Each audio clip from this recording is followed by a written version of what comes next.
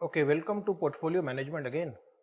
First, we will revise the formula quickly, and in case अगर आपके पास आपकी formula book है तो वहाँ पर आप लिखते जाइए साथ साथ holding period return R is equal to D1 plus P1 minus P0 upon P0. Average return past data, तो क्या करेंगे, टोटल रिटर्न, 5 साल का डेटा दिया, टोटल ले लेना, divide by number of years.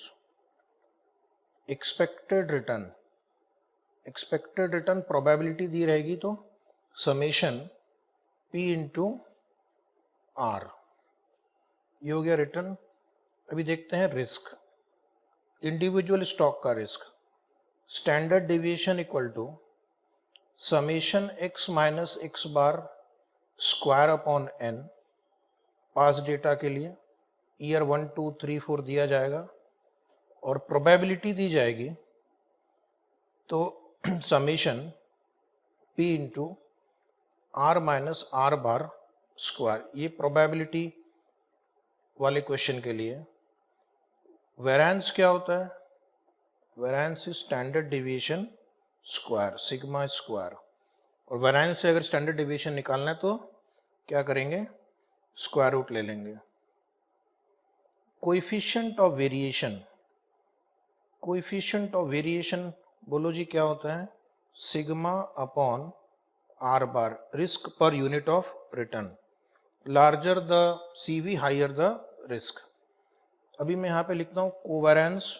Covariance के कितने फॉर्मूले हम यूज कर सकते हैं अपने डिस्कशन में. एक होता है summation x minus x bar y minus Y bar upon n. ये फॉर्मूला कब यूज करना है, पास डेटा के लिए.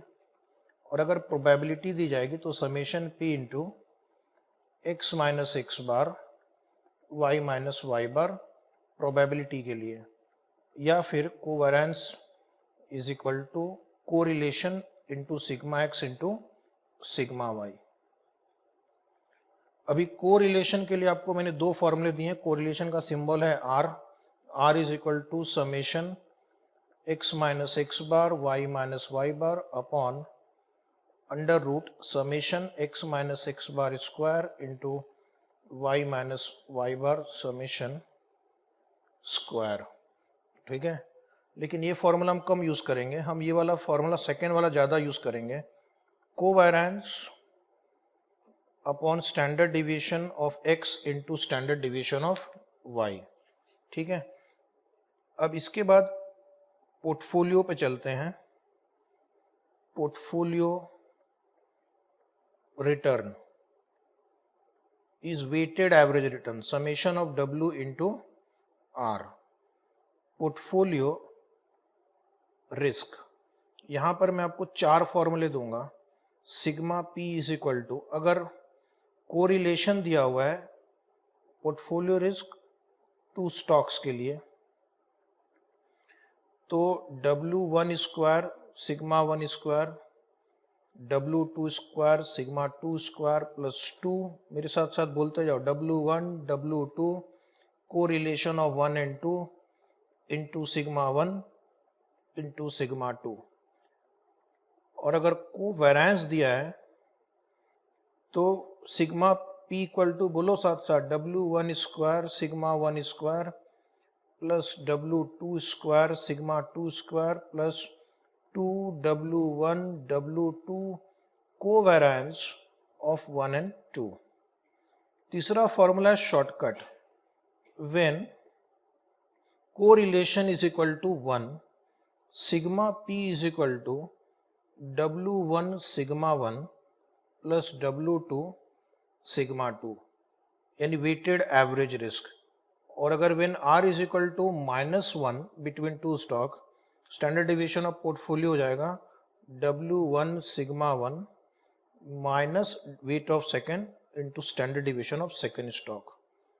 ठीक है, उसके बाद फिर हमने देखा minimum variance portfolio. Minimum variance portfolio मतलब कि वेट क्या होना चाहिए दो स्टॉक का फॉर टू स्टॉक्स, 3 और उसके ऊपर हमारे सिलेबस में नहीं है। तो weight of first security X will be sigma Y square minus covariance X and Y upon sigma Y square plus sigma X square minus 2 covariance X and Y. और अगर आपको कोरिलेशन दिया है तो same formula sigma Y square minus 2 into sorry 2 नहीं आएगा minus R into sigma x into sigma Y, यही formula है, सिर्फ कोरिलेशन के रूप में लिख रहे हैं। Sigma Y square plus sigma X square minus 2 into R into sigma x into sigma Y. अब यहाँ पर दो शॉर्टकट फॉर्मूला भी है। When r is equal to 1 then weight of x will be sigma y upon sigma y minus sigma x and weight of x when r is equal to -1 will be sigma y upon sigma y plus sigma x। यहाँ तक लिख लिया हमने। और weight of जो second security y निकालना है उसके लिए 1 माइनस WX। एक और फॉर्मूला हमने लिखा था 3 stock portfolio. Portfolio risk for 3 stocks, तो यहाँ पे सिग्मा P होगा अंडर रूट, ओके आप भी बोलो मेरे साथ साथ जोर से, W1 square sigma 1 square plus W2 square sigma 2 square plus W3 square sigma 3 square. पहले ये वेरिएंस टर्म्स लिख लेंगे और सभी पेयर्स का कोवेरिएंस टर्म्स लिखेंगे। 2 W1 W2 correlation of 1 and 2 sigma 1 sigma 2 plus 2 W1 W3 correlation 1 3 sigma 1 sigma 3 and root के अंदर ही चल रहा है plus 2 W2 W3 correlation of 2 and 3 sigma 2 sigma 3।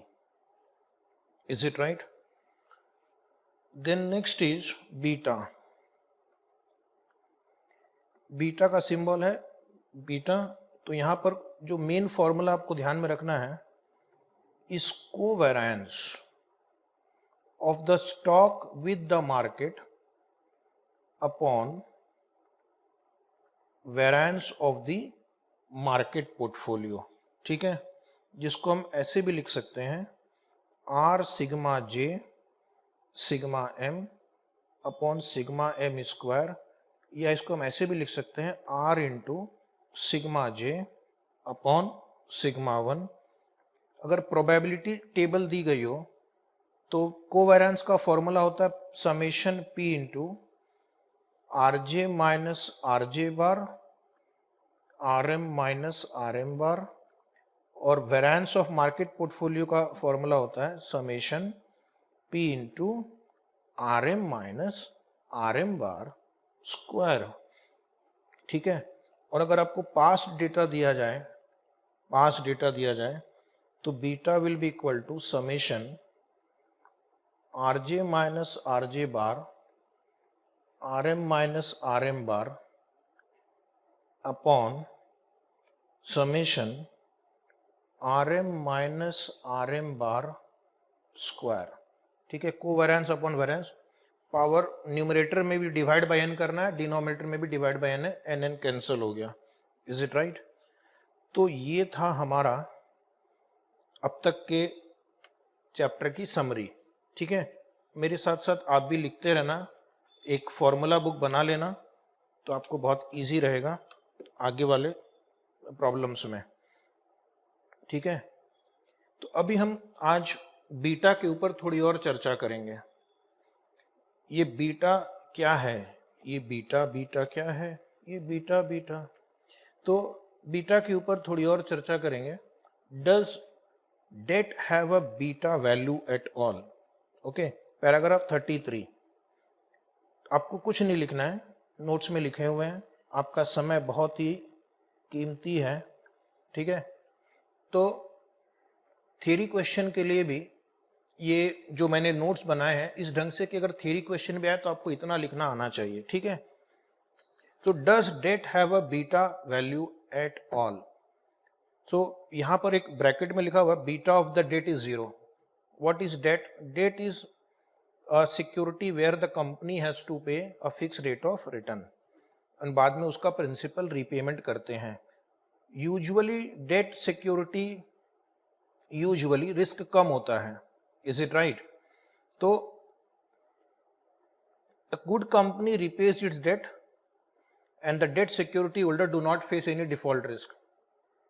Risk कम है, तो इन थियरी हम ये कह सकते हैं कि जब कोई रिस्क ही नहीं है तो हम बीटा ऑफ डेट को 0 कह सकते हैं, करेक्ट। तो थियरी में हम बीटा ऑफ डेट को 0 ही कहेंगे unless otherwise stated in the problem. अब ध्यान रखना, ऐसा बिल्कुल भी नहीं है कि डेट हमेशा ही डिफॉल्ट फ्री होता है, कुछ ना कुछ रिस्क हो सकता है। जब कंपनी डेट इशू करती है उस समय उसकी हालत अच्छी होती है, लेकिन हो सकता है कि फ्यूचर में उसकी हालत खराब हो जाए, तो जो डेट बीटा पहले 0 था, हो सकता है डेट का बीटा भी कुछ वैल्यू रखे, पॉजिटिव वैल्यू रखे, 0.1 0.2। सो यहाँ पे लिखा हुआ debt securities of large corporates do carry a beta value.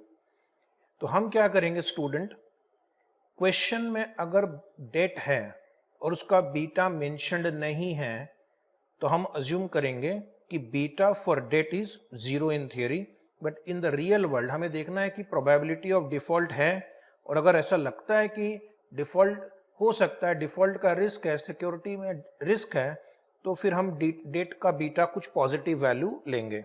उस केस में आपको क्वेश्चन में दिया जाएगा as per as student is concern कि बीटा ऑफ डेट कितना है, मे बी 0.2 0.3 0.4, कम रहेगा लेकिन कुछ तो रहेगा, और अगर कुछ भी रहेगा तो उसके हिसाब से फिर आपको कैलकुलेशन करना है। लास्ट लाइन अंडरलाइन दिया है summary, if beta of debt is not given, student के लिए assume beta of debt to be 0। Next question आप पूछते हैं मुझसे कि क्या बीटा नेगेटिव हो सकता है? Can beta be negative? तो the answer is yes, beta can be negative. Beta का कल हमने 4-5 क्वेश्चन सॉल्व किए। फॉर्मूला क्या था हर एक क्वेश्चन में? Beta of the stock X is equal to covariance of the stock with the market upon variance of the market portfolio. अब इस फॉर्मूले में आप देखोगे तो variance of the market portfolio तो ऑलवेज पॉजिटिव होगा बिकॉज ये स्क्वायर्ड यूनिट है, तो denominator sigma M square mathematically always positive होगा। लेकिन कोवेरिएंस पॉजिटिव भी हो सकता है, कोवेरिएंस नेगेटिव भी हो सकता है। आपने कुछ क्वेश्चन सॉल्व किए, कल भी किए थे पिछले लेक्चर में, जहां पे कोवेरिएंस नेगेटिव आया था। आप नोटबुक में झांक कर देख सकते हैं क्या पाया। कुछ कुछ क्वेश्चन में कोवेरिएंस नेगेटिव भी है, तो अगर कोवेरिएंस नेगेटिव होगा तो हो सकता है कि बीटा ऑफ द स्टॉक या beta of the portfolio negative हो जाए, ठीक है। तो it is not always necessary कि बीटा पॉजिटिव होगा।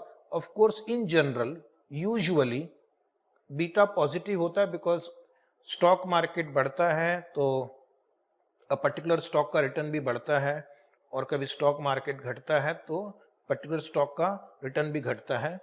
तो most of the stocks you will have positive beta only, but there can be some asset class जहाँ पे बीटा नेगेटिव हो सकता है। फॉर एग्जाम्पल गोल्ड के केस में मैंने आपको बताया कि ऐसा देखा गया कि गोल्ड के केस में बीटा नेगेटिव हो जाता है, क्योंकि जब मार्केट घटता है तो गोल्ड की प्राइस बढ़ती है, बिकॉज गोल्ड फिर लोगों को सेफ एसेट लगता है। उसी पैराग्राफ नंबर 36 में जो अगला पैराग्राफ है, second paragraph of main paragraph 36, वो आपसे एक सवाल पूछ रहा है, क्या हमें नेगेटिव बीटा स्टॉक में इन्वेस्टमेंट करना चाहिए? Should our portfolio contain a negative beta stock also? Okay, और why would anybody want to add negative beta stock to a portfolio? तो नेगेटिव बीटा का एडवांटेज क्या है, गेस करो. एडवांटेज ऑफ नेगेटिव बीटा, आपको मैं 5 सेकंड सोचने का टाइम दे रहा हूं. इस चैप्टर को आप सोच कर आगे बढ़ो, सोच कर आगे बढ़ो, ठीक है. तो एडवांटेज ऑफ नेगेटिव बीटा है डाइवर्सिफिकेशन.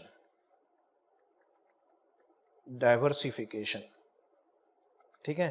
तो एक तरफ आपने कंपनी के शेयर में इन्वेस्ट कर रखा है और सपोज आपने गोल्ड में इन्वेस्ट कर रखा है. शेयर प्राइस गिर गया, ठीक है, क्योंकि मार्केट गिरा तो शेयर प्राइस गिरा. मार्केट, इसका बीटा पॉजिटिव है, इसका बीटा पॉजिटिव है, इसका बीटा नेगेटिव है. तो शेयर मार्केट गिरने से आपके स्टॉक की वैल्यू घट गई, घाटा हुआ. लेकिन अब बीटा अगर नेगेटिव होगा तो मार्केट गिरेगा तो गोल्ड बढ़ेगा, मार्केट गिरेगा तो गोल्ड बढ़ेगा. और उस केस में आपका जो लॉस हुआ शेयर में वो गोल्ड से रिकवर हो जाता है, कॉम्पेंसेट हो जाता है. इसलिए आपके पोर्टफोलियो में कुछ नेगेटिव बीटा स्टॉक या नेगेटिव बीटा एसेट भी होने चाहिए ताकि आपको डाइवर्सिफिकेशन का बेनिफिट मिले, ठीक है. और नेगेटिव बीटा का डिसएडवांटेज क्या है? नेगेटिव बीटा का डिसएडवांटेज है लोअर रिटर्न. यहां पे आपको रिटर्न कम मिलेगा. नेगेटिव बीटा में रिटर्न कम मिलेगा. नॉर्मल सर्कमस्टेंसेस में नेगेटिव बीटा रहा तो आपका रिटर्न कम मिलेगा. क्यों कम मिलेगा जरा मैं आपको बताता हूं.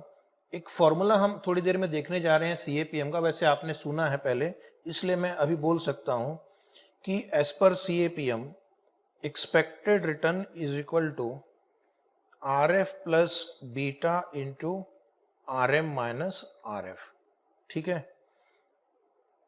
तो मान लो रिस्क फ्री रिटर्न 10% है और बीटा नेगेटिव 0.2 हो गया फॉर एग्जाम्पल.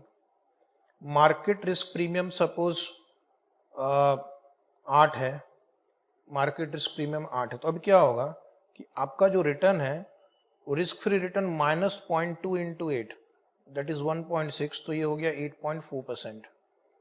यानी आप रिस्क फ्री रिटर्न से भी कम कमाओगे. Okay.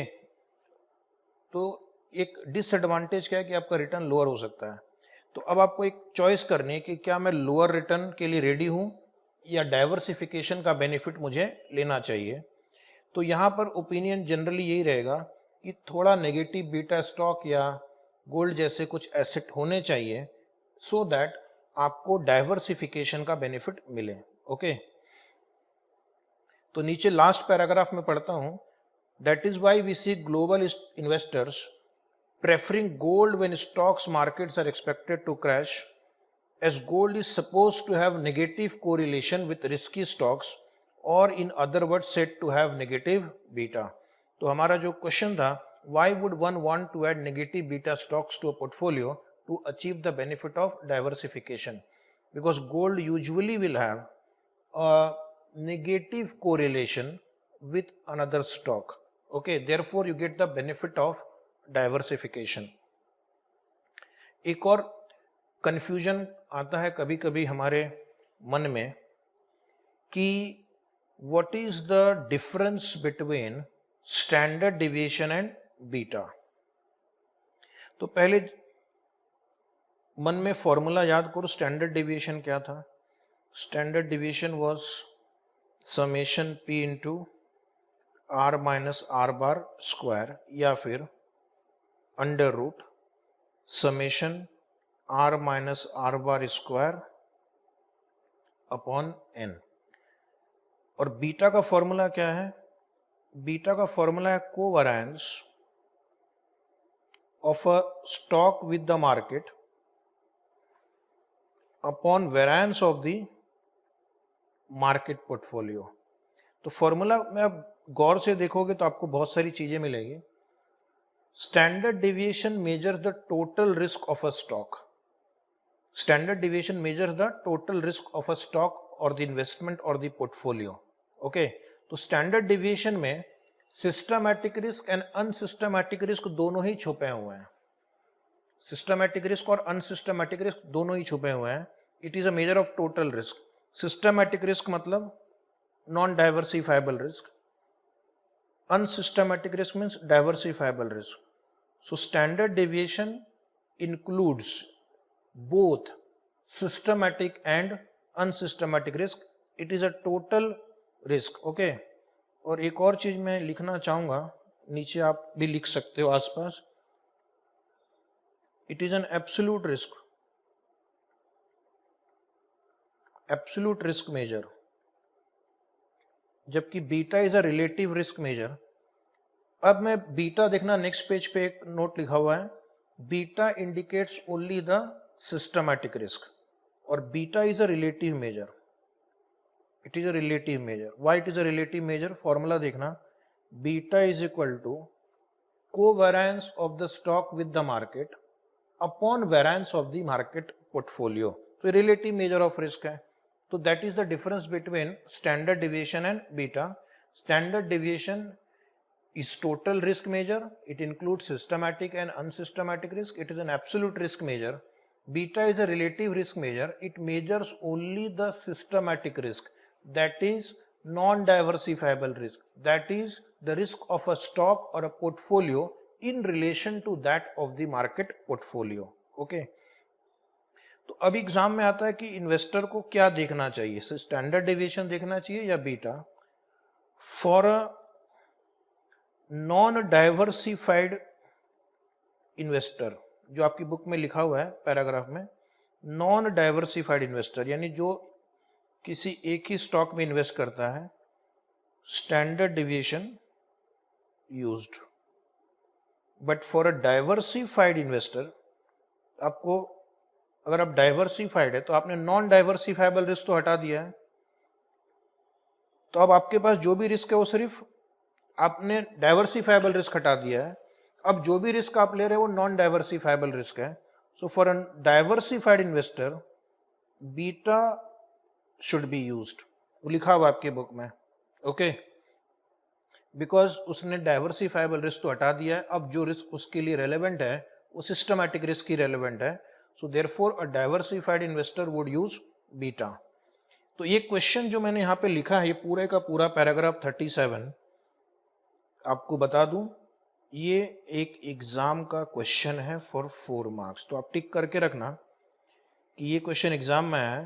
What is the difference between standard deviation and beta and how should investor take decision using standard deviation and beta. तो ये क्वेश्चन आपको लिखना है। अगला जो थियरी क्वेश्चन हम डिस्कस करने वाले हैं वो है sources of beta. Right, paragraph 38, sources of beta, why there is a systematic risk. Para 38, why systematic risk takes place, why some stocks have more beta, higher beta, and some stocks have lower beta.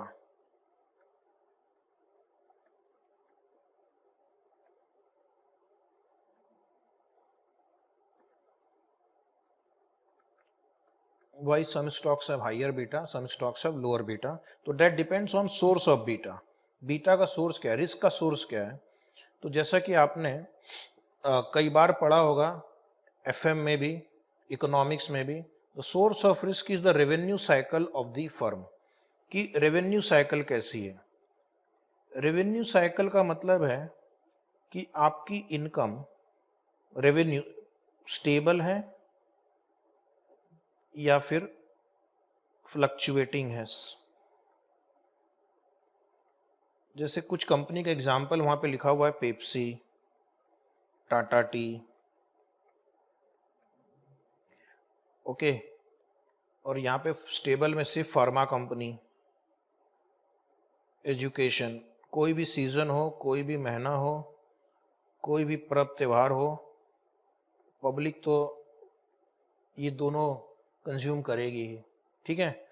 लेकिन Pepsi sells more during summer, less during winter, and similarly tea, coffee sells more during winter, less during summer, so fluctuating है।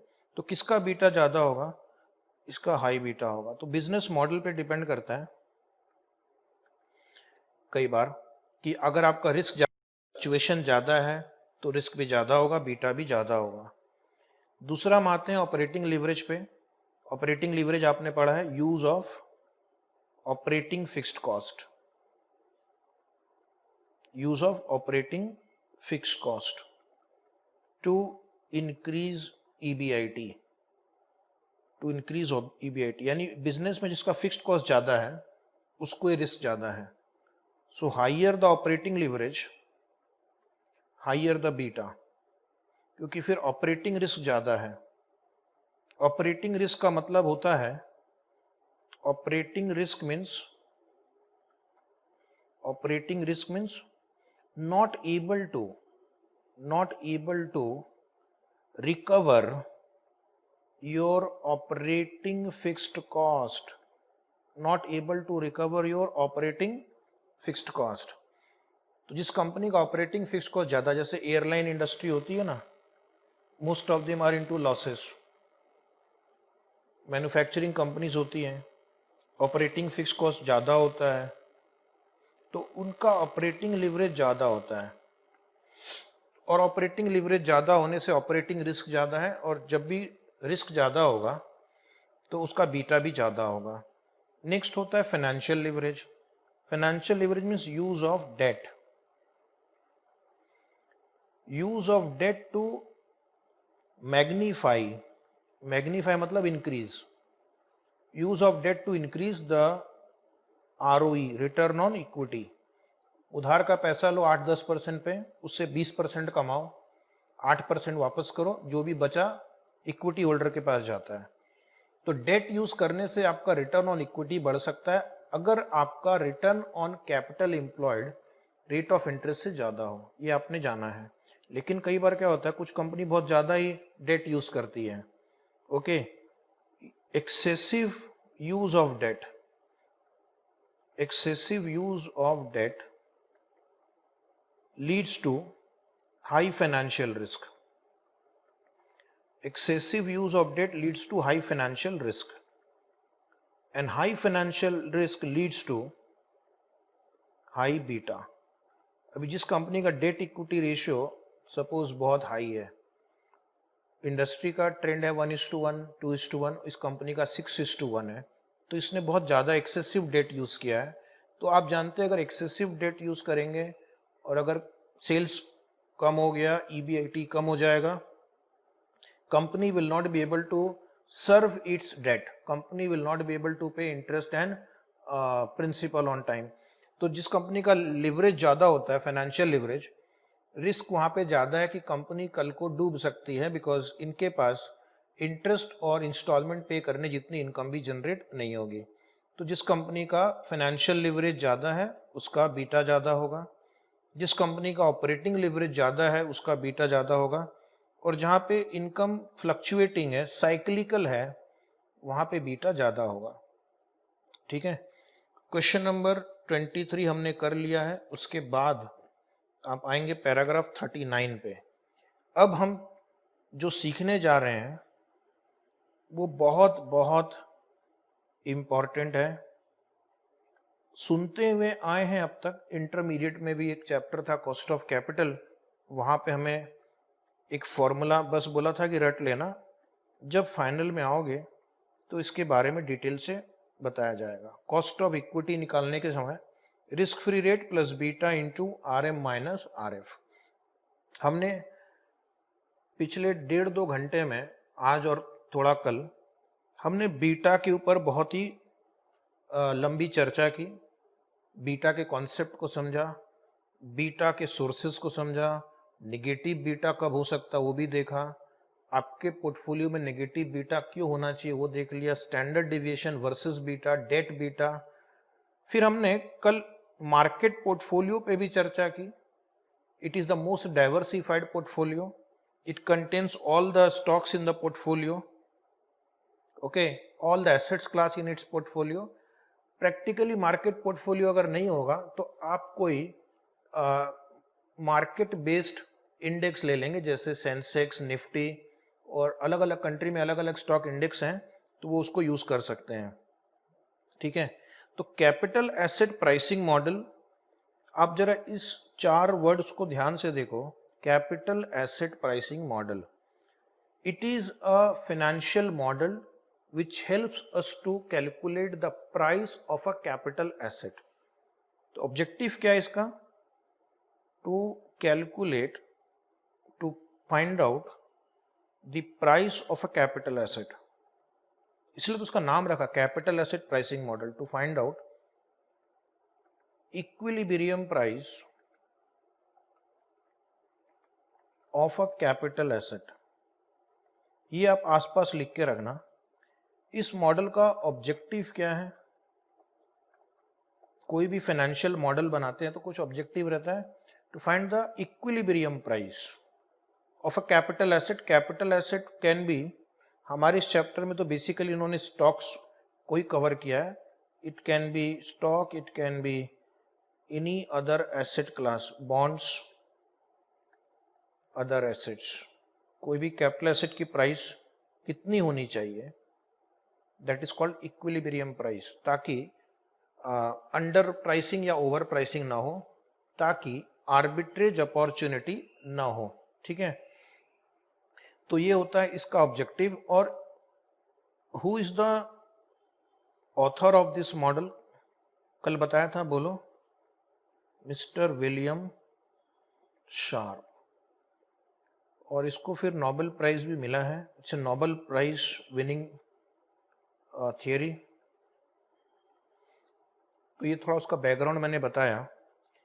Main इस capital asset pricing model में आपको how to calculate price of capital asset है, उसके लिए आपको how to use the expected rate of return, how to calculate the expected rate of return, ये निकालना सिखाया गया, उस पर काफी जोर है।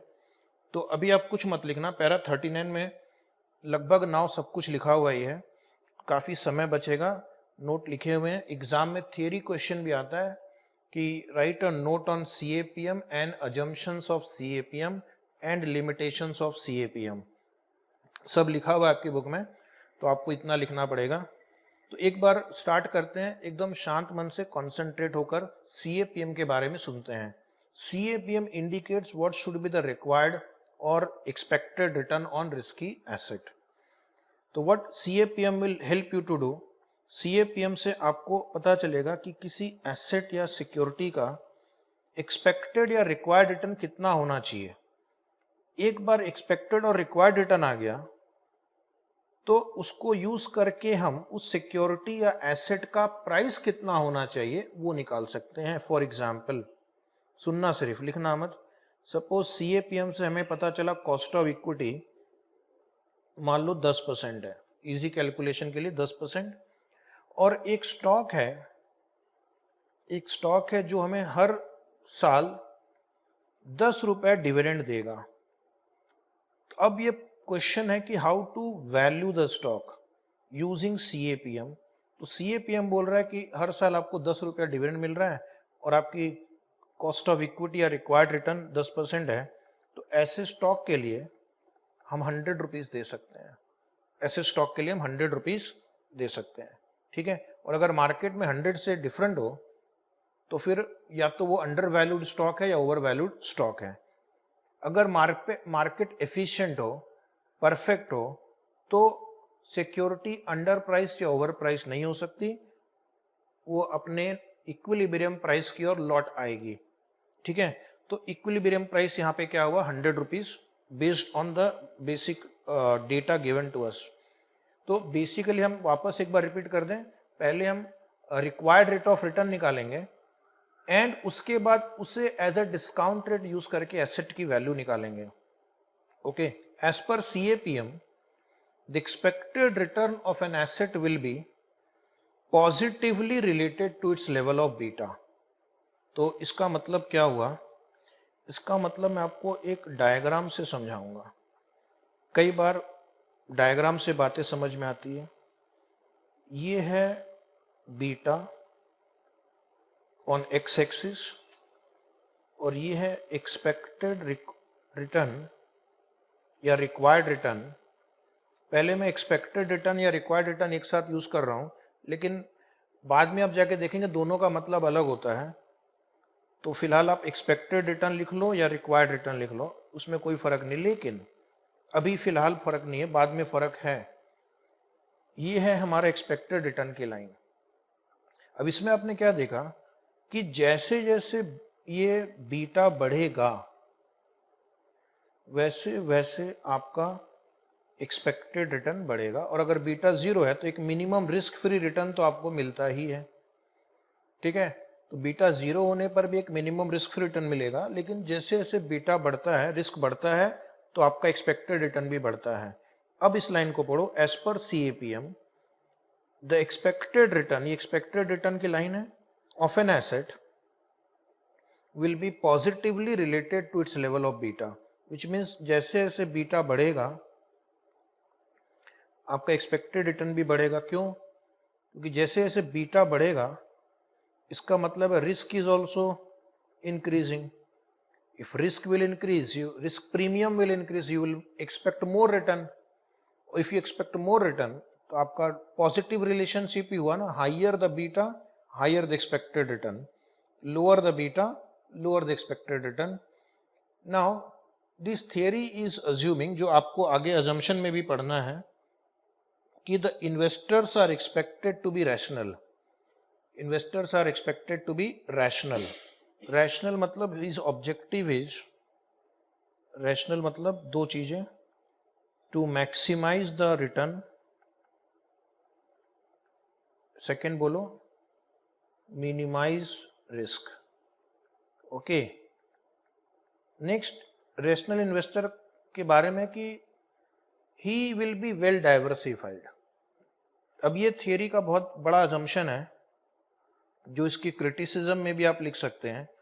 ये अज्यूम करता है कि investors are rational and they are well diversified, यानी उसने अपने अनसिस्टमैटिक रिस्क को बिल्कुल खत्म कर दिया है। Diversifiable risk is negligible. Okay, वो इतना रैशनल है, इतना होशियार है, इतना एफिशिएंट है कि diversifiable risk is negligible, zero के नजदीक। तो इसका मतलब अब वो जो भी रिस्क ले रहा है that is non diversifiable risk, systematic risk. He has eliminated the unsystematic risk. Okay, he is only taking unsystematic risk. Will he get reward for diversifiable risk? No. It is his duty, it is a duty of a rational investor to get rid of diversifiable risk. Diversifiable risk से छुटकारा पाना आपकी जिम्मेदारी है, क्योंकि आप वो कर सकते हैं। अगर वैसा आप नहीं करते तो आप इनएफिशिएंट हैं। इनएफिशिएंट के लिए, इनएफिशिएंसी के लिए कोई रिवॉर्ड नहीं है। The market rewards for the systematic risk और undiversifiable risk. तो एक बहुत ही important line, as per CAPM only unsystematic risk और only systematic risk or undiversifiable risk is relevant to the determination of expected return of the asset. ये इस theory का कहना है कि only systematic risk is considered in calculating the expected return. इसका मतलब ये भी है only systematic risk is considered in the pricing of security, क्योंकि सिस्टमैटिक रिस्क से आपका एक्सपेक्टेड रिटर्न आएगा, एक्सपेक्टेड रिटर्न से आपकी प्राइस आएगी। तो हम ऐसा कह सकते हैं ना कि एक चेन बन रहा है। ये एक बार इरेज कर दो, systematic risk will affect the expected return and expected return will affect the pricing. Okay, so as per this theory, systematic risk goes in affecting the pricing of the stock, not the unsystematic risk, because unsystematic risk are diversifiable और उनको diversify away कर देना चाहिए। अब मैं आपको formula कैसे derive किया गया है वो बताता हूँ, ठीक है। डायरेक्टली मैं आपको फॉर्मूला दे दूंगा RF plus beta into RM minus RF, लेकिन थोड़ा उसके अंदर जाके देखते हैं कि वो फॉर्मूला ऐसे क्यों बना है, ठीक है, वो फॉर्मूला का कारण क्या है। तो अब एक एक लाइन धीरे धीरे पढ़ना है और उसको इंटरप्रेट करना है। When an investor invest in the stock market he aspects a certain rate of return. ठीक है, सपोज ये बॉम्बे स्टॉक एक्सचेंज है और इसमें ये एक सेंसेक्स होता है जो 30 स्टॉक्स पे बेस्ड होता है। It is based on 30 stocks. It's an index calculated using 30 stocks which are representative of stock exchange. It's like a representative. देश की आबादी 100 करोड़ के ऊपर है, लेकिन सारे लोग तो पार्लियामेंट में जाके नहीं बैठते हैं ना, रिप्रेजेंटेटिव जाकर बैठते हैं, दे रिप्रेजेंट द कंट्री। उसी तरह 30 स्टॉक ऐसे होते हैं, जनरली अलग अलग सेक्टर से लिए जाते हैं ताकि ये पूरे स्टॉक मार्केट को रिप्रेजेंट करे, और सेंसेक्स इनकी मूवमेंट को ट्रैक करता है। सेंसेक्स इनकी मूवमेंट को ट्रैक करता है। तो एक इन्वेस्टर मान लो ये पूरे 30 स्टॉक्स में इन्वेस्ट कर दिया उसने, तो हम अज्यूम करेंगे इसने मार्केट में इन्वेस्ट किया है, he has purchased all the stocks of the market. ठीक है, during a period you will get some return from that portfolio, so that we will call return from the market or return from the market portfolio, और उसको हम एक symbol देंगे RM। Okay, RM, return on market portfolio.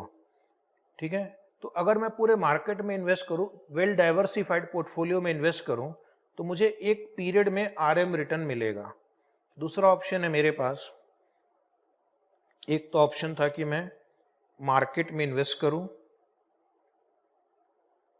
और RM कमाऊं। दूसरा option ये है कि क्यों रिस्क लिया जाए, एक रिस्क फ्री एसेट में इन्वेस्ट किया जाए। ओके, एक रिस्क फ्री एसेट में इन्वेस्ट किया जिसमें कोई रिस्क नहीं है। इन्वेस्टर कैन ऑलवेज अर्न, ये तो हम कभी भी अर्न कर सकते हैं, जाएंगे गवर्नमेंट बॉन्ड खरीदेंगे, एक ट्रेजरी बिल खरीदेंगे, या SBI के FD में इन्वेस्ट कर देंगे, स्टेट बैंक के FD में, तो हमारा रिस्क लगभग जीरो है। और इस चैप्टर में हम उसको जीरो ही कहेंगे, क्योंकि हमें पता है कि एक साल के बाद अगर 6% इंटरेस्ट रेट हमें प्रॉमिस किया गया तो हमें 6% मिलेगा, ये हम कभी भी अर्न कर सकते हैं। Second line, since the investor can always earn a risk free rate of return if invest in risk free security. लेकिन मान लो मैंने रिस्क फ्री सिक्योरिटी में इन्वेस्ट ना करके मार्केट में रिटर्न किया, तो मार्केट जो होता है, मार्केट सिक्योरिटीज या स्टॉक मार्केट, वो तो रिस्की होता है, तो I will expect a risk premium. The difference between RM and RF is called market risk premium, क्योंकि मार्केट रिस्क ही होता है, आप जानते ही हैं, कुछ भी हो सकता है, कभी शेयर मार्केट बहुत घट जाता है, बढ़ जाता है। ठीक है, कुछ इवेंट्स हो गए, वॉर हो गया, पैंडेमिक हो गया, ओके, गवर्नमेंट चेंज हो गई तो स्टॉक मार्केट क्रैश हो सकता है। तो आप एक रिस्क लेते हैं, लेकिन रिस्क फ्री एसेट में जनरली जो रिटर्न आपको प्रॉमिस किया गया, चाहे सरकार बदले चाहे वॉर हो, आपका पैसा आपको मिल जाता है with the predetermined rate of interest. This is called market risk premium. तो आज आपने एक और फॉर्मूला सीखा, market risk premium is equal to RM minus RF। ध्यान से देखेंगे, it is the excess return over and above risk free return,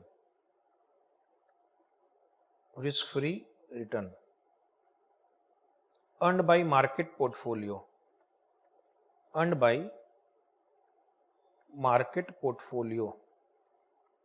ठीक है, तो that is market risk premium का डेफिनेशन।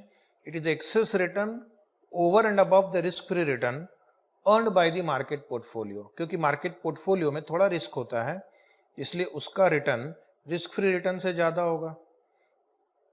चलिए, ये दो बातें तो हमें समझ में आ गई कि अगर हम मार्केट पोर्टफोलियो में इन्वेस्ट करेंगे तो RM मिलेगा, रिस्क फ्री सिक्योरिटी में इन्वेस्ट करेंगे तो RF मिलेगा। Market risk premium is RM minus RF, because market risk जो है वो एक risk free assets of course ज्यादा होता है। अब हम एक स्टॉक का रिटर्न कैसे निकालना वो देखते हैं। When the investor invests in the stock, which is say 20% riskier than the stock market, it means that the stock has a beta of 1.20. अभी हमने यहां पर एक लिखा market risk premium. Market risk premium का फॉर्मूला भी आपने समझा, इज RM माइनस RF, क्योंकि मार्केट में रिस्क है इसलिए उसको प्रीमियम मिलता है। लेकिन एक ऐसा स्टॉक है जिसका रिस्क मार्केट से 20% ज्यादा है। मार्केट से 20% ज्यादा है का मतलब, अगर मार्केट किसी ईयर में, किसी पीरियड में 10% चेंज होगा तो स्टॉक का रिटर्न 10 प्लस 20% ऑफ 10 यानी 12% चेंज होगा। अगर ये मार्केट का रिटर्न 10% से चेंज होगा और स्टॉक या पोर्टफोलियो का रिटर्न 12% से चेंज होगा, इसका मतलब बीटा कितना हुआ? बीटा हुआ 12/10, 1.2। Is it right? बीटा 1.2। अब बीटा 1.2 का मतलब है कि हमारा जो स्टॉक है वो मार्केट से ज्यादा रिस्की है।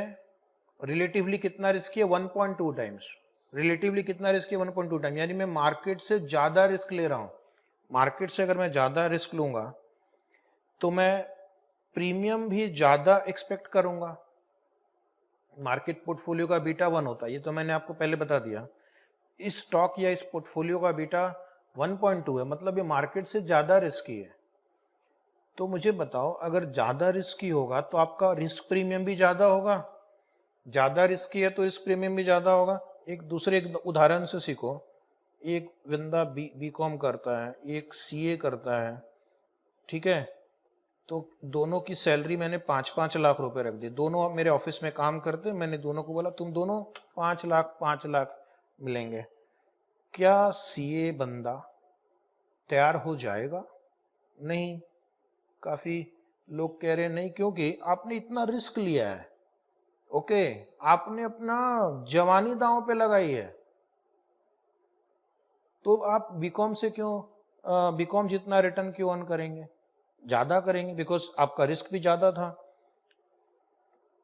ठीक है, तो बिल्कुल वही लॉजिक मार्केट में भी अप्लाई होता है। अगर स्टॉक या पोर्टफोलियो का रिस्क मार्केट पोर्टफोलियो से ज्यादा है, जो कैसे पता चलेगा मार्केट पोर्टफोलियो से ज्यादा है? उसी के लिए तो हम बीटा निकाल रहे हैं। बीटा से तो पता चलता है कि वो अबव एवरेज रिस्क है या बिलो एवरेज रिस्क है, एग्रेसिव है या डिफेंसिव है। 1.2 मतलब एग्रेसिव, ये ज्यादा रिस्क ले रहा है ना, तो मार्केट में इन्वेस्ट करो। लेकिन अगर आप किसी स्टॉक या पोर्टफोलियो में इन्वेस्ट कर रहे हैं जिसका बीटा 1 से ज्यादा है, तो आप ज्यादा रिस्क ले रहे हैं। तो ज्यादा रिस्क ले रहे हैं तो रिस्क प्रीमियम भी ज्यादा एक्सपेक्ट करेंगे। So in that case he expects return which is beta times the market risk premium. देखा कितना सुंदर लॉजिक है कि पहले उन्होंने बोला कि अगर मैं मार्केट में इन्वेस्ट कर दूं, वेल डाइवर्सिफाइड पोर्टफोलियो, तो इतना प्रीमियम मिलेगा। फिर हम देखते हैं कि हमारा पोर्टफोलियो का या हमारे स्टॉक का मार्केट पोर्टफोलियो के कंपैरिजन में रिस्क कैसा है, और वो बताता है हमें बीटा। और अगर बीटा 1.2 है, उसका मतलब हमारा रिस्क मार्केट से 1.2 टाइम्स ज्यादा है, तो हमारा रिस्क प्रीमियम भी मार्केट से 1.2 टाइम्स ज्यादा होना चाहिए। तो ये हो गया रिस्क प्रीमियम, और इसमें हम जोड़ देंगे risk free rate, because risk free rate तो आपको कभी भी मिल सकता है। आपका जो टोटल रिटर्न होगा वो होगा एक risk free rate plus risk premium. Risk free rate plus risk premium. In addition to the risk premium he should earn risk free rate, thus his expected return will be, as per this theory, एक investor का expected return दो component का बना हुआ है। एक है risk free rate, जो वो बगैर रिस्क लिए भी कमा सकता है, तो ये हो गया pure time value of money. Okay, जिसमें कोई रिस्क नहीं है, इतना तो आप कभी भी कमा सकते हैं, लेकिन रिस्क ले रहे हैं तो ये प्लस जो रिस्क लिया उसका प्रीमियम, और ये जो उसका रिस्क प्रीमियम है उसकी मेजरमेंट कैसे करेंगे? Beta into RM minus RF। Okay, beta times risk premium of the market. तो इस फॉर्मूले से क्या होगा कि जैसे ही आपका रिस्क प्रीमियम बढ़ेगा, आपका एक्सपेक्टेड रिटर्न बढ़ेगा। रिस्क प्रीमियम घटेगा तो आपका एक्सपेक्टेड रिटर्न घटेगा। टू समराइज, अभी तक हमने क्या किया? According to CAPM, in an equilibrium market. Equilibrium market मतलब कि ना ओवर प्राइस सिक्योरिटी है ना अंडर प्राइस सिक्योरिटी है, आर्बिट्रेज अपॉर्चुनिटी नहीं है। हमारा expected return is equal to required return, और price of the security is equal to intrinsic value of the security. Okay, that is equilibrium. Okay, तो एक बार equilibrium का मतलब मैं आपको बता दूं. ये वर्ड इक्विलिब्रियम अभी बार बार आएगा. इक्विलिब्रियम के मतलब है no under pricing, no over pricing, जिसका भाव जितना होना चाहिए उतना ही है. नो आर्बिट्रेज अपॉर्चुनिटी, मुफ्त का प्रॉफिट नहीं कमा सकते. No arbitrage. Required return RR is equal to expected return. Price is equal to intrinsic value. सब एक ही चीज को कह रहे हैं, ये सारे चीज एक ही बात को कह रहे हैं.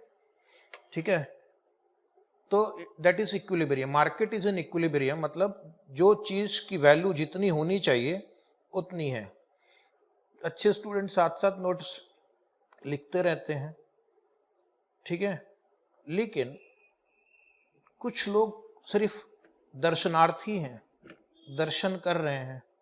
ठीक है, करते रहो. आगे बढ़ते हैं हम. As per CAPM, return of a portfolio is equal to risk free rate plus a risk premium, and that risk premium is proportional to the beta.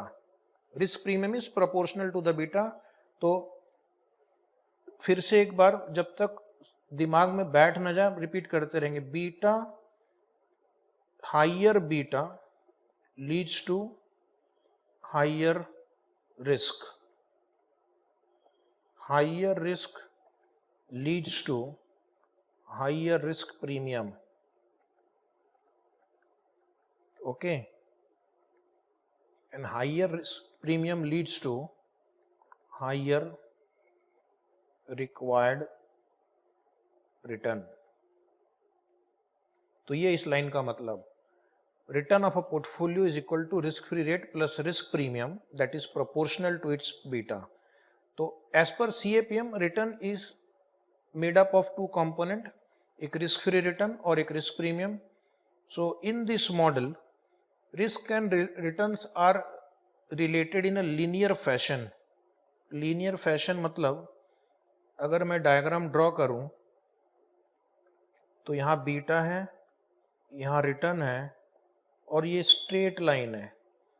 यहाँ रिस्क फ्री रिटर्न होगा क्योंकि अगर बीटा जीरो भी हुआ, जैसे government security का beta zero है, तो फिर भी एक रिस्क फ्री रिटर्न इतना तो कमाई होगी ना.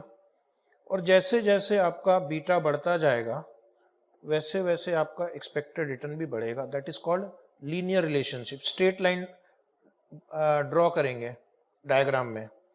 CAPM is mathematically represented by RF plus beta into RM minus RF, where RI is the expected or required return, RF is risk free return, B is your beta, ये beta का symbol use करना, and RM is the return on the market portfolio. तो ये सारे terms का मतलब हो गया. अब लेकिन यहाँ पर मैं आपको कुछ और लिखने कहूँगा, एक और नीचे या आसपास लिखना. RM minus RF is equal to market risk premium. RM minus RF is equal to market risk premium. जो मैंने आपको बताया था, it is the excess return earned by a market portfolio over and above risk free return.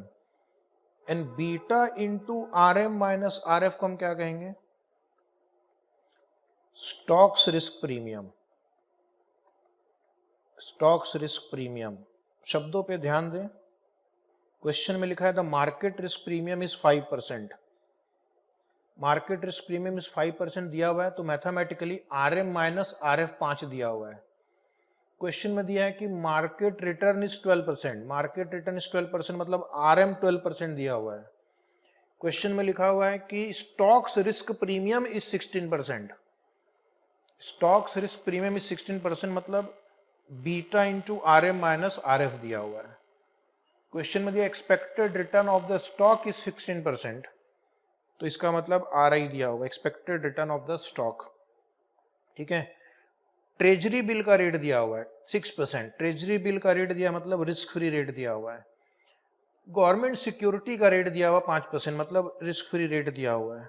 Systematic risk okay, दिया है 1.5, मतलब beta दिया हुआ है आपको। तो इस तरह से शब्द चेंज हो सकते हैं, कब कौन सा टर्म यूज करना है ध्यान रखेंगे, ठीक है। तो आपने लिख लिया market risk premium is RM minus RF, stocks risk premium is beta into RM minus RF। अब हम चलते हैं एक क्वेश्चन जो आपके रिसेंट एग्जाम में भी आया हुआ है, अजम्पशंस, और ये क्वेश्चन रिपीट भी हुआ है, इसको लिखेंगे रिपीट एग्जाम क्वेश्चन, क्योंकि कुछ कुछ सालों के बाद रिपीट होता रहता है। जैसा आप जानते हैं कि आपके एग्जाम में थियरी क्वेश्चन भी आते हैं, मिनिमम 16 मार्क्स के, 4 मार्क्स वाले 4 क्वेश्चन, या फिर कभी कभी और भी आ सकते हैं। तो ऐसे क्वेश्चन 4 मार्क के लिए बहुत बढ़िया है। आपसे पूछेंगे what is CAPM and right it's assumptions. एक दो अजम्पशन हमने पहले देख लिया है, एक बार अब सारे अजम्पशन एक साथ देखते हैं। First is investors are rational, बताया जा चुका है। They expect a higher return for any acceptable level of risk and lower risk for any desired level of return. Risk equal है, हायर रिटर्न चाहेगा, रिटर्न्स इक्वल है तो lower risk चाहेगा। दूसरा अजम्पशन क्या है, the objective of the investor is to maximise the utility of wealth. मतलब given the choices, he would try to make maximum use of his wealth, he will try to maximize his return, he will try to maximize his return. Okay, third, how does he choose a security? His choice is based only on 2 numbers, risk and return. Okay, risk और return के basis पे वो decision लेगा, emotional होके नहीं लेगा कि चलो ये कंपनी मेरी पहचान की है, प्रोमोटर मेरे पहचान के हैं, इस कंपनी में सरकार का हाथ है तो यहाँ इन्वेस्ट करेंगे, ठीक है। ऐसे बेसिस पे डिसीजन नहीं लेंगे, सिर्फ आपको क्या करना है, रिस्क एंड रिटर्न देखना है और उसके बेसिस पे डिसीजन लेना है। नेक्स्ट अजम्पशन क्या है, they have homogeneous expectation of risk and return over an identical time horizon, यानी सभी इन्वेस्टर का जो एक्सपेक्टेड रिटर्न है वो सेम है, होमोजीनियस है। तो यहां पर मिस्टर ABCDEF इस 6 लोग खड़े हैं और यहां पर एक कंपनी है, नाम बोलो, क्या लिखूं, चलो SBI लिख देते हैं। तो मैं सबसे पूछूंगा कि आपका एक्सपेक्टेड रिटर्न क्या है इस कंपनी से, तो सबका जवाब सेम होगा 15%। ओके, ये अजम्पशन है ना, तो हर एक आदमी के लिए अलग अलग फिर थियरी लिखनी पड़ेगी। तो सबको लग रहा है कि इस स्टॉक का एक्सपेक्टेड रिटर्न 15% है। फिर नेक्स्ट अजम्पशन जो बहुत सारे फाइनेंशियल मॉडल्स में होते हैं, information is freely and simultaneously available to all investor. तो इन्वेस्टर को दूसरे से ज्यादा इंफॉर्मेशन नहीं है। जो इंफॉर्मेशन मेरे पास है एक कंपनी के बारे में, वह इंफॉर्मेशन सभी के पास में है, तो कोई सुपीरियर इंफॉर्मेशन का फायदा नहीं उठा सकता है और सबके पास इंफॉर्मेशन एक ही वक्त में पहुंच जाती है। जैसे कि एक बोर्ड ने डिसाइड किया कि हम अपनी कंपनी के शेयर को बायबैक करना चाहते हैं, तो ऑफ कोर्स इस न्यूज से शेयर की प्राइस बढ़ सकती है, लेकिन कोई भी पर्टिकुलर इन्वेस्टर इस न्यूज का फायदा नहीं उठा सकता। सबके पास इंफॉर्मेशन साइमल्टेनियसली अवेलेबल है और सबके पास फ्री में इंफॉर्मेशन अवेलेबल है। So you do not have advantage of superior information. Of course practically ऐसा नहीं होता है, बिकॉज प्रैक्टिकली बहुत सारे इन्वेस्टर के पास न्यूज पहले आ जाती है, बाकी मार्केट के पास बाद में आती है, ठीक है। जो कंपनी में काम करते हैं उनको कंपनी का प्रॉफिट पहले ही पता चल जाता है। जो डायरेक्टर्स हैं उनको डिविडेंड क्या होने वाला है वो पहले से पता रहता है। लेकिन अजम्पशन है कि किसी के पास सुपीरियर इंफॉर्मेशन नहीं है। एक और अजम्पशन है जो इस थियरी को वर्केबल बनाएगा, ना तो कई बार थियरी काम नहीं करेगी, कि investor can borrow and lend unlimited amount of money at risk free rate. तो आप चाहे तो बोरो कर सकते हैं, चाहे तो लेंड कर सकते हैं, कितना भी अमाउंट, किस रेट पे, रिस्क फ्री रेट पे। अब ये अजम्पशन इसलिए चाहिए ताकि थियरी सक्सेसफुल बने क्योंकि कई बार अगर आपको लगता है कि कोई स्टॉक अंडर प्राइस्ड है और आपको बाई करना है तो उसके लिए फंड्स चाहिए, तो you can borrow money. Okay, कभी आपको लगता है कि कोई स्टॉक ओवर प्राइस्ड है, उसको बेचेंगे तो मेरे पास कैश आ जाएगा, तो उसको मैं लेंड कर सकूं और रिस्क फ्री रेट पे। Then next assumption is no taxes, no transaction cost. कोई आपको टैक्स नहीं लगेगा, ना डिविडेंड इनकम पे, ना कैपिटल गेन पे, और transaction cost are zero. That means no brokerage, no STT, okay, no commission. Then assets are marketable and divisible. कोई भी एसेट को कभी भी आप बाय या सेल कर सकते हैं। डिविजिबल मतलब किसी भी क्वांटिटी में, एनी क्वांटिटी, एनी क्वांटिटी मतलब even fraction of a share. अगर आपको 0.5 शेयर भी बेचना है कर सकते हैं। बहुत सारे मार्केट में फ्रैक्शन ऑफ शेयर अलाउड नहीं है। बहुत सारे मार्केट में लॉट्स में ट्रेडिंग होती है। लॉट्स मतलब कम से कम 50 यूनिट, 20 यूनिट, 100 यूनिट। लेकिन ये थ्योरी बोलता है वैसा नहीं, जितना चाहें जब चाहें खरीद या बेच सकते हैं। तो ये सब थ्योरी को सिंप्लीफाई करने के लिए किया जाता है। And then markets are efficient. Markets are efficient मतलब one single investor can not influence the price. Okay, सबके पास सभी इंफॉर्मेशन है, मार्केट बहुत बड़ा है, एक कोई सिंगल इन्वेस्टर या group of investors coming together can not influence the price.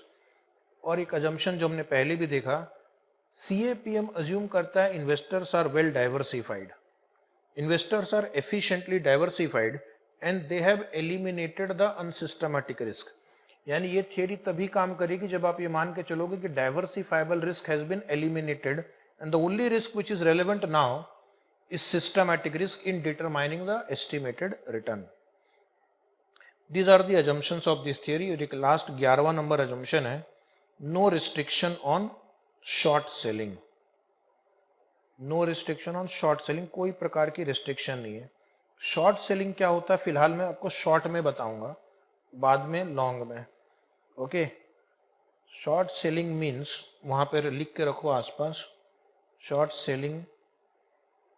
Selling means selling a stock without owning it, selling a stock without owning it by borrowing the stock,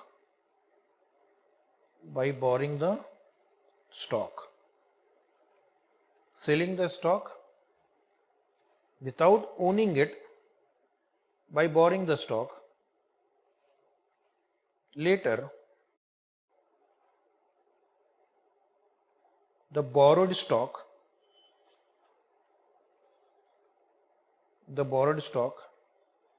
is returned by purchasing from the market,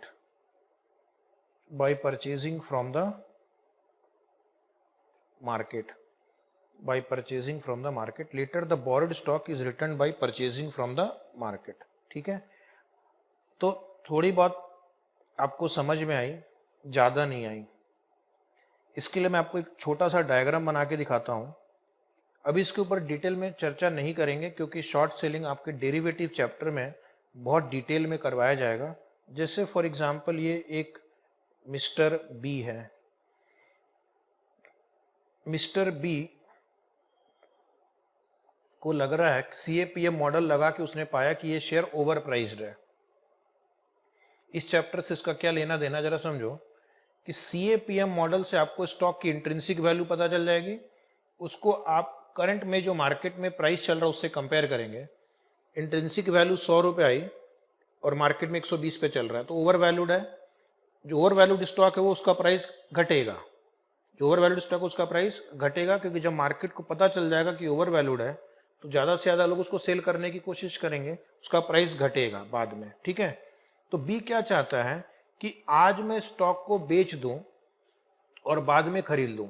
आज मैं बेचूंगा तो 120 मिलेगा और बाद में मैं इसको 100 में खरीद लूंगा क्योंकि स्टॉक का प्राइस घटकर 100 होने वाला है।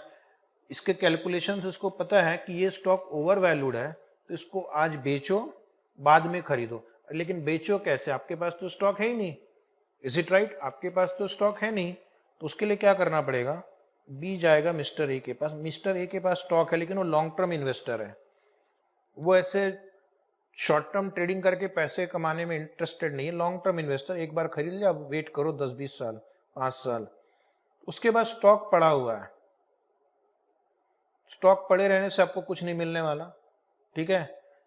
तो वो बी को स्टॉक लेंड करेगा और बी उसको मार्केट में सेल करेगा 120 में, ठीक है? और 1 महीने के बाद बी मार्केट से 100 में खरीद के ये स्टॉक इसको वापस कर देगा, ठीक है? तो बी का प्रॉफिट हो गया 20 रुपया। एग्जाम्पल बहुत सिंपल है क्योंकि इसमें आपको स्टॉक लेंडिंग चार्जेस भी देने पड़ते हैं, वो मैं भी फिलहाल इग्नोर कर रहा हूँ। A will charge stock lending charges. आपका घर पड़ा हुआ है वहां पे खाली, आपने बी को दे दिया 1 महीने रहो, ठीक है? तो क्या रेंट नहीं लेंगे? बिल्कुल वही लॉजिक स्टॉक लेंडिंग में भी है। A will charge some rent which is called stock lending charges from B. तो बी का प्रॉफिट 20 रुपया माइनस स्टॉक लेंडिंग चार्जेस। थोड़ा बहुत टाइम वैल्यू ऑफ मनी भी है, उसको हम इग्नोर कर रहे हैं। ए को फायदा क्या हुआ कि ए को स्टॉक लेंडिंग चार्जेस भी मिलता है और स्टॉक की जितनी भी बेनिफिट्स हैं वो मिस्टर ए को मिलते रहेगी, ठीक है? सो ए को सिर्फ एक्स्ट्रा फायदा हो रहा है कि उसको स्टॉक लेंडिंग चार्जेस मिल रहा है, बाकी उसकी सारी बेनिफिट जो स्टॉक के साथ एसोसिएटेड है वो उसको मिलते रहती है, डोंट वरी। और बी को फायदा हो गया कि स्टॉक को बेचकर आज और बाद में कम रेट पे खरीद कर 20 रुपए का फायदा हुआ। इसको बोलते हैं short selling. So short selling India में अलाउड है, बट उसके लिए बहुत ही इंस्टीट्यूशनल मैकेनिज्म है। सेबी द्वारा एक मैकेनिज्म डिसाइड किया गया है और उसके थ्रू ही शॉर्ट सेलिंग हो सकती है। कॉन्सेप्ट अवेलेबल है मार्केट में, लेकिन उसको करने के लिए थोड़ी बहुत प्रोसीजर्स है, वो आपको फॉलो करना है। फिलहाल हमारा ऑब्जेक्टिव एक कॉन्सेप्ट को पकड़ना है, कॉन्सेप्ट समझना है, और डिटेल्ड प्रोसीजर में जाने की फिलहाल हमारी क्लास की आवश्यकता नहीं है। जिनको इंटरेस्ट हो वो अपने ब्रोकर के पास जाएं और ब्रोकर से वो पूरा मैकेनिज्म समझ के ले, तो अभी आप शॉर्ट सेलिंग कर सकते हैं अगर उनके दायरे में, उनके नॉर्म्स में फिट होते हैं तो, राइट? तो शॉर्ट सेलिंग मतलब आज बेच दो और बाद में खरीद लो। ऐसा कब करोगे? जब कोई स्टॉक ओवर वैल्यूड होगा तब, क्योंकि उसकी प्राइस घटेगी। तो सीएपीएम अज्यूम करता है कि शॉर्ट सेलिंग अलाउड है मार्केट में, शॉर्ट सेलिंग पे रिस्ट्रिक्शन नहीं है। फिर स्टूडेंट पूछेगा कि इस अजम्पशन की जरूरत क्या है, ये तो बाय डिफॉल्ट होता ही हर मार्केट में। नहीं, बहुत सारी कंट्रीज में शॉर्ट सेलिंग अलाउड नहीं है। इंडिया में भी शॉर्ट सेलिंग अलाउड नहीं था पहले, अभी अलाउड है। यूएस में भी शॉर्ट सेलिंग पे कुछ पीरियड के लिए बैन लगा दिया गया था, क्योंकि शॉर्ट सेलिंग की वजह से ऐसा माना जाता है कि स्पेकुलेशन बहुत बढ़ता है। ओके, मार्केट में वोलाटिलिटी बहुत बढ़ जाती है, बिकॉज लोग सिर्फ बाई भी नहीं कर रहे हैं, सेल कर रहे हैं। मतलब सट्टेबाजी दोनों साइड चल रही है, बाई करने के लिए भी और सेल करने के लिए भी। तो कई बार क्या होता है कि बहुत वोलाटिलिटी बढ़ जाती है, और आप जानते हैं बहुत वोलाटिलिटी मतलब बहुत अनसर्टेनिटी।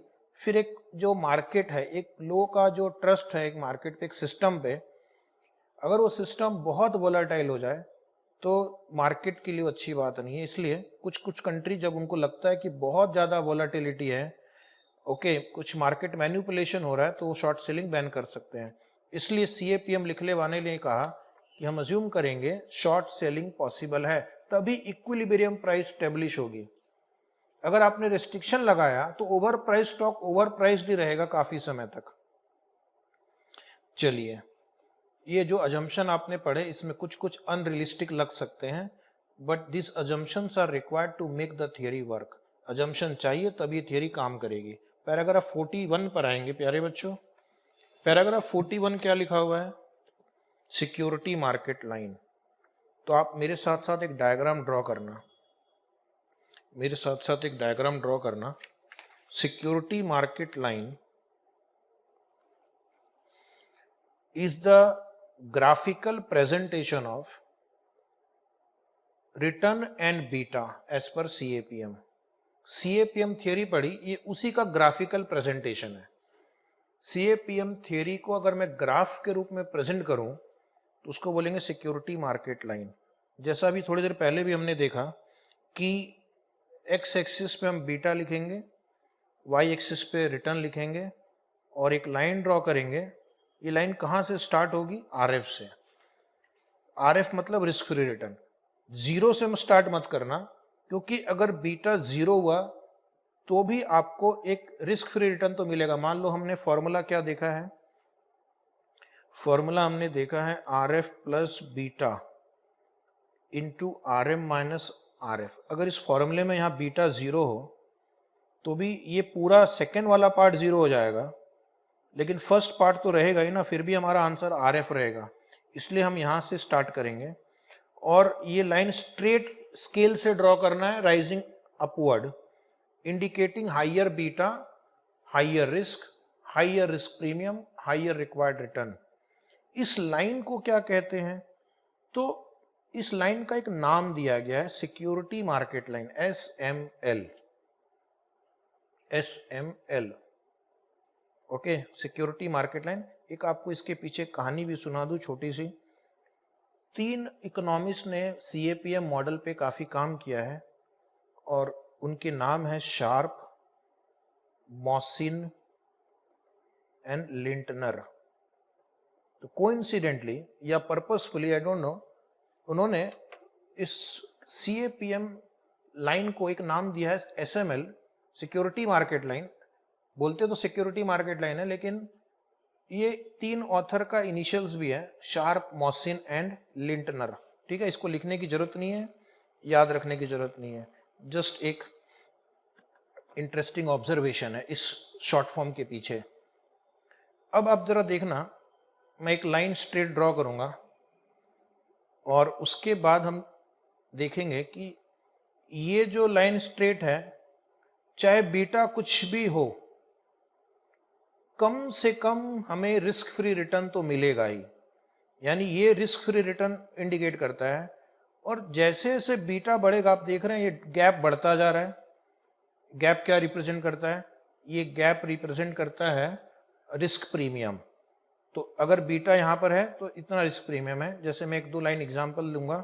सपोज बीटा 1 है तो हमारा जो एक्सपेक्टेड रिटर्न होगा वो RM होगा, बिकॉज RM मतलब return on market portfolio. Market portfolio का बीटा होता है 1।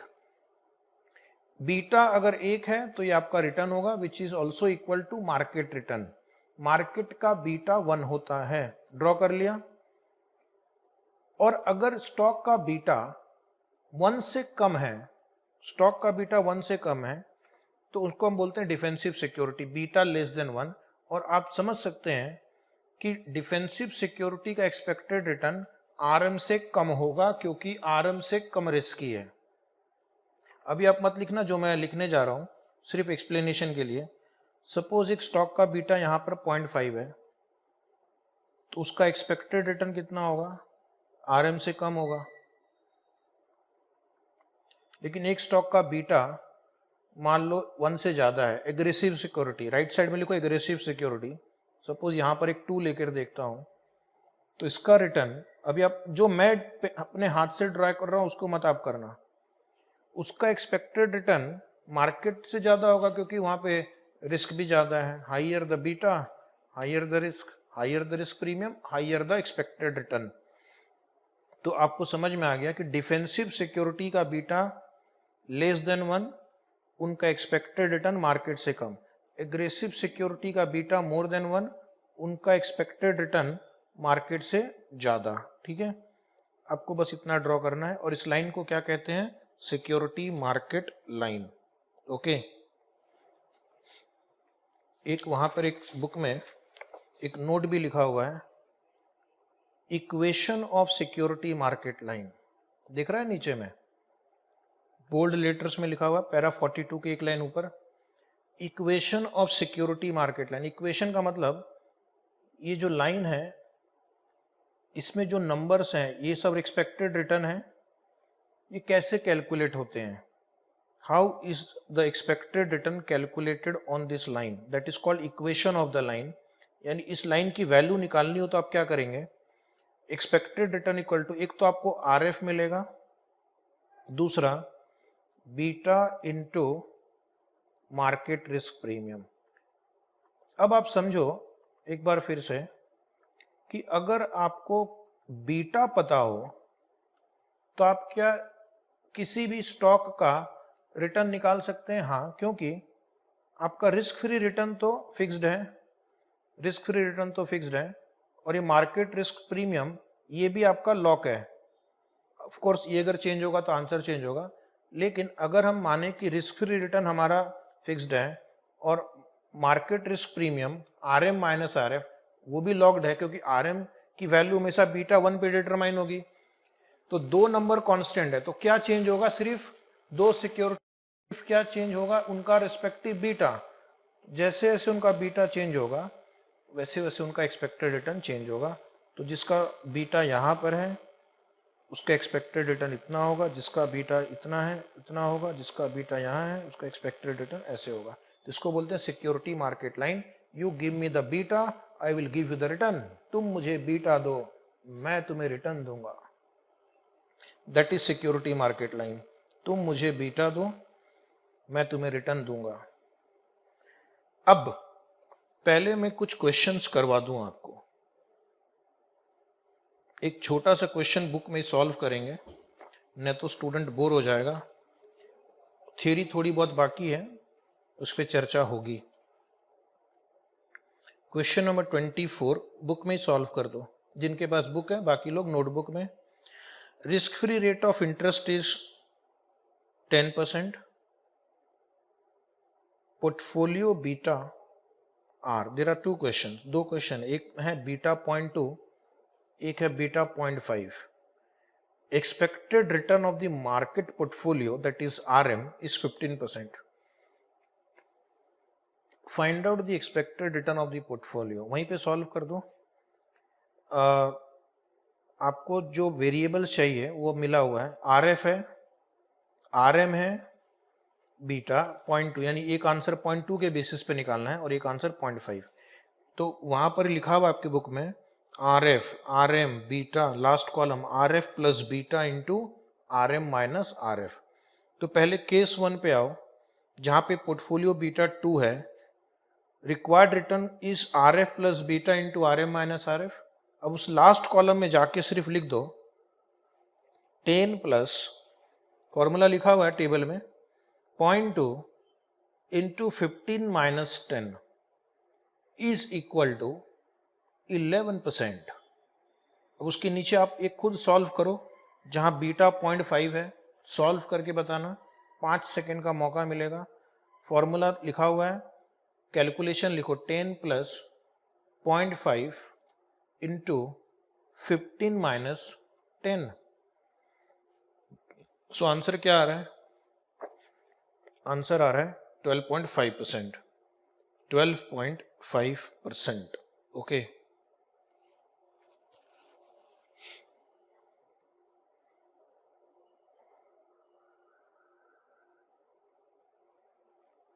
right?